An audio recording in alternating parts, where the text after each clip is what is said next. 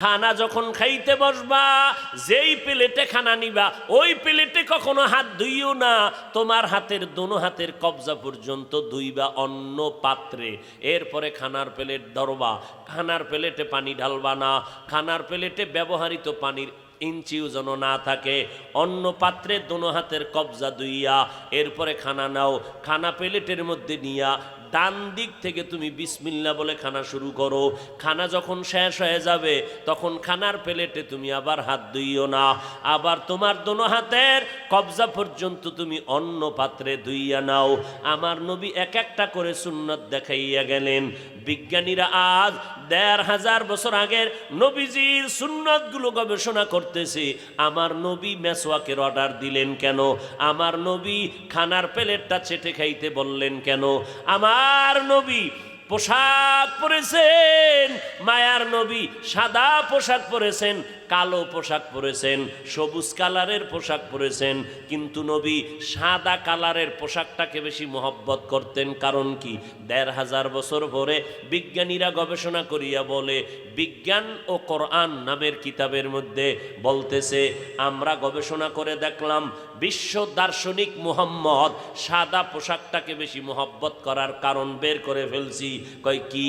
কয় শীত আর গরম আসে ঘুরে ঘুরে, গরমের সময়ও শীতের সময় সাদা পোশাকটা অ্যাডজাস্ট হয়, গরমটাকে কন্ট্রোল করে শরীরে রাখে, শীতের সময় ঠান্ডাটাকে কন্ট্রোল করে। এইটা সবুজ কালারের মধ্যে নাই, এটা কালো কালারের মধ্যে নাই, সাদা রঙের মধ্যে এইটা আছে।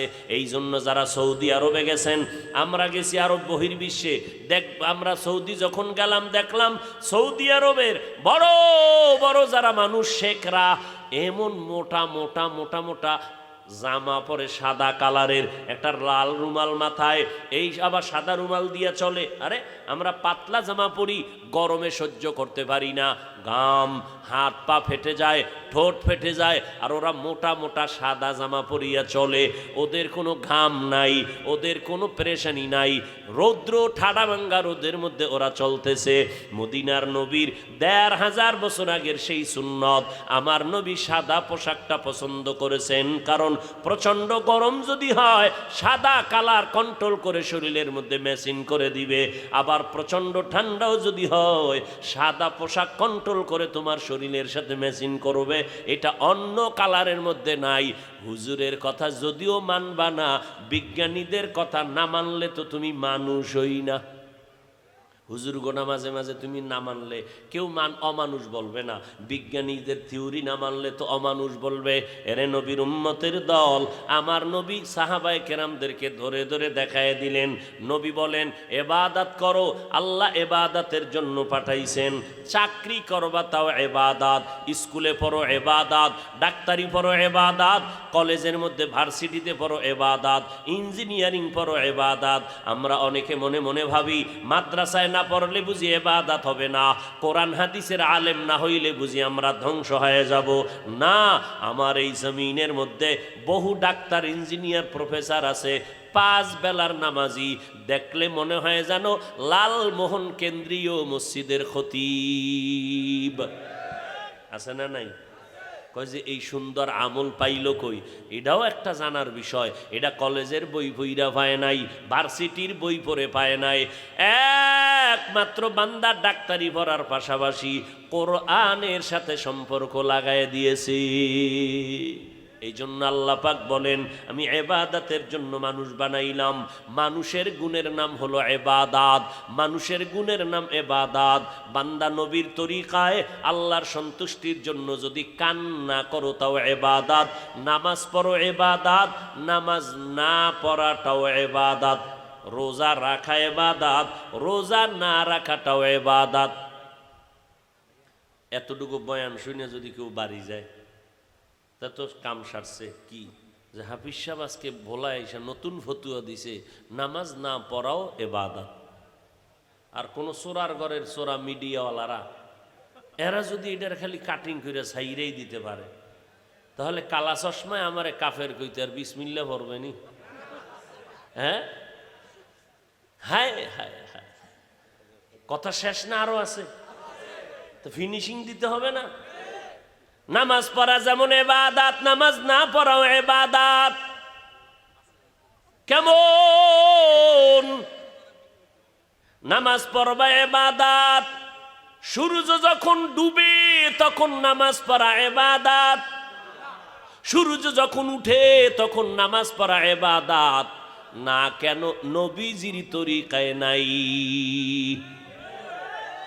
আচ্ছা, একজনে মাগরিবের নামাজে দাঁড়াইয়া 3 রাকাত পড়বে ফরজ, 2 রাকাত সুন্নত। আচ্ছা, 3 রাকাতে দাঁড়ায় চিন্তা করলো বেজোর হইরা লাভ কি?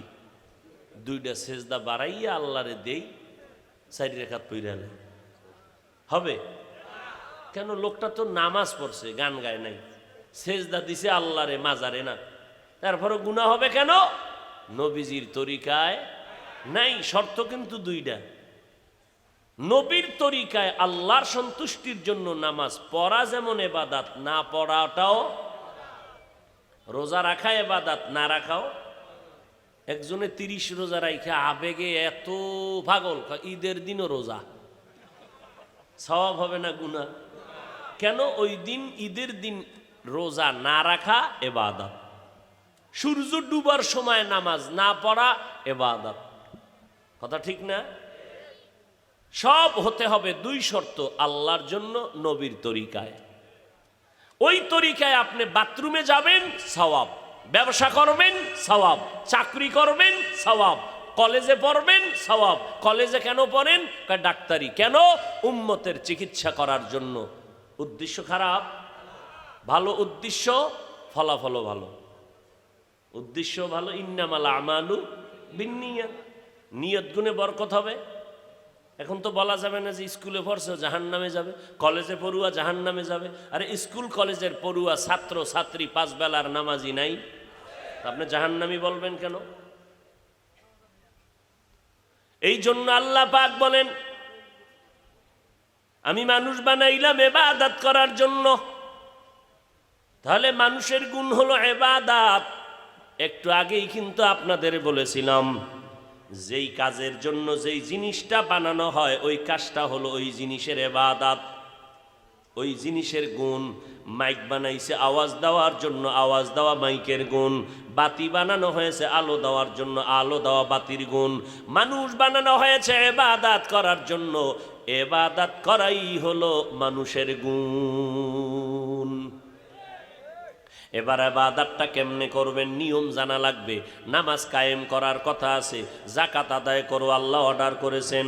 কোন নিয়মে নামাজ পড়ব, কোন নিয়মে যাকাত দিব, এর পদ্ধতি জানতে হবে।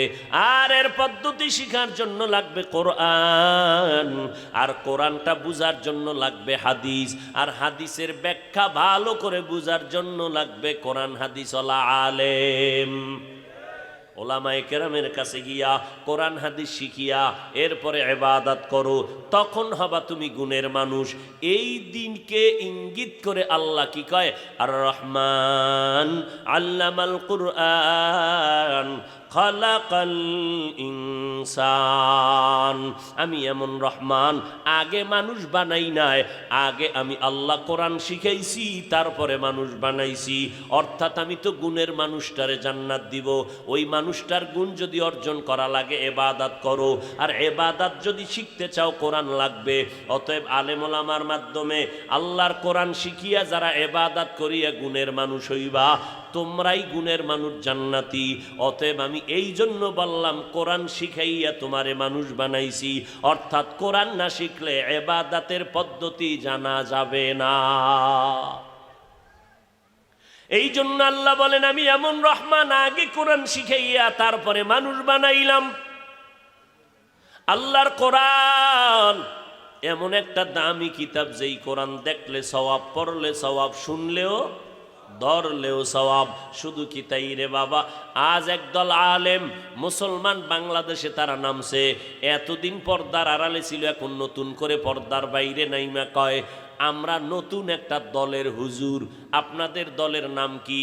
আমগো দলের নাম হলো আহলে কোরআন। কি নাম? এই বলাইয়ে পড়বে, টের ভাইবেন কিছুদিনের মধ্যে। গাজীপুর চৌরাস্তা ঢাকায় বিশাল বড় অফিস করছে, দলের নাম দিছে আহলে কোরআন। কি ভাই আপনি আহলে কোরআন নাম কেন দিলেন? কয় আমরা একটা হাদিসও মানি না, শুধু কোরআন মানি। এই দলের অলারা কয় কোরআনের অর্থ যদি না জানো পড়িয়া কোনো লাভ নাই, কোরআনের অর্থ না জেনে পড়ে লাভ নাই। মদিনার নবী বলেন, উম্মতেরা তুমি যদি আল্লাহর মোহাব্বত নিয়া কোরআনের অর্থ জানো আর না জানো, মোহাব্বতে যদি জবান থেকে উচ্চারণ করো আলিফ লাম মিম, নবী বলেন সাথে সাথে তোমার আমল নামায় 30টা নেক দেওয়া হবে, এক একটা অক্ষরে 10টা করে নেক পাইলা। অর্থ জানো আর না জানো। শুধু কি তাই, আমি স্টেজে বইয়া কোরআন তেলাওয়াত করব, আপনারা মোহাব্বতে চুপচাপ বইসা শুনবেন। মদিনার নবী বলেন আমি তেলাওয়াত করিয়া যেই পরিমাণ সওয়াব পাবো, আপনারা শুনবেন ওই পরিমাণই সওয়াব পেয়ে যাবেন। এত সুন্দর মজার কিতাব। এখন যদি কেউ বলে অর্থ না জানিয়ে কোরআন পড়লে লাভ নাই, তাহলে বুঝতে হবে এরা ইসলামের ব্যানারওয়ালা বাতেল। আল্লাহর কোরআন অর্থ জানো আর না জানো, কোরআনের দিকে তাকাইয়া থাকবা। মদিনার নবী বলেন আল্লাহর কোরআনটা খুইলা খুইলা যদি দেখো এটা আমার মালিকের কালাম। মদিনার নবী বলেন যদি তাকাইয়া মাওলার কোরআনটা শুধু দেখো, মরণের আগে চোখের পাওয়ার নষ্ট হবে না। ই কালামে জিন্দা কুরআনে হাকিম, হিকমতে উলা ইয়াজালস্তু কদিম, জামিউল ইলমি ফিল কুরআনে হাকিম, তাকাসারাত আনহু আফহামুর রিজালি। দেখছেন নি মাওলার কোরআন। আমরা বাংলা ভাষা শেখার জন্য ছোটবেলায় একটা বই পড়ছিলাম, আপনারা নাম জানেননি বইটার? কি আদর্শ লিপি, স্বরবর্ণ ব্যঞ্জন বর্ণ, পৃষ্ঠা সংখ্যা মাত্র 10। ওই বইটা পড়িয়া আমরা বাংলা শিখলাম।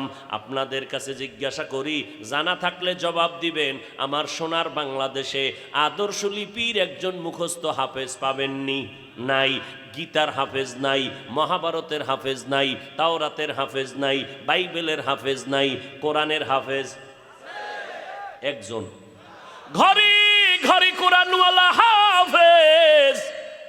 মাদ্রাসায় গিয়ে এক ছেলে কয় হুজুর আপনার মাদ্রাসায় পড়বো। আগে কই পড়ছো? কয় আগে কলেজে পড়ছি। এখন কেন মাদ্রাসায়? কয় এখন দিলটা নরম হয়ে গেছে, ওই লাইনে যাব না। কি পড়বি মাদ্রাসায়? কয় আমি কোরআন মুখস্থ করব, হাফেজ হব। বয়স কত? কয় বয়স আমার 18। আমি বললাম গেট আউট। কয় কেন হুজুর? আল্লাহর কোরআন শিখতে চাই, আপনি গেট আউট বলেন কেন? আমি বললাম কোরআন শিখা এক জিনিস, কোরআন মুখস্থ কইরা সিনায় রাখা আর এক জিনিস। তোর 18 বছর বয়স, আমাদের জগতের হেফজোখানায় কোনো নিয়ম নাই। বেশি বয়সের সন্তানের হেফজোখানায় ঢুকানো নিয়ম কি তাই? হেলে হুজুর, আরে বাবা তুমি যদি কোরআন শিখাইতে চাও, তোর ছোট ভাই যদি থাকে 8 বছর 9 বছর, ওরে পাঠায় দে, কারণ কোরআনটা ওর সিনার মধ্যে মাওলায় ঢুকাইয়া রাখবে। এই জন্য তাকাইয়া দেখছেননি 8 বছরের সন্তানটা আমাদের হেফজোখানায় যখন ঢুইকা গেল, মাত্র 6 মাসে পুরা 30 পারা কোরআনের হাফেজ হয়ে গেছি। আমার দেশে বাংলাদেশে আছে না নাই? ভাইরা আমার,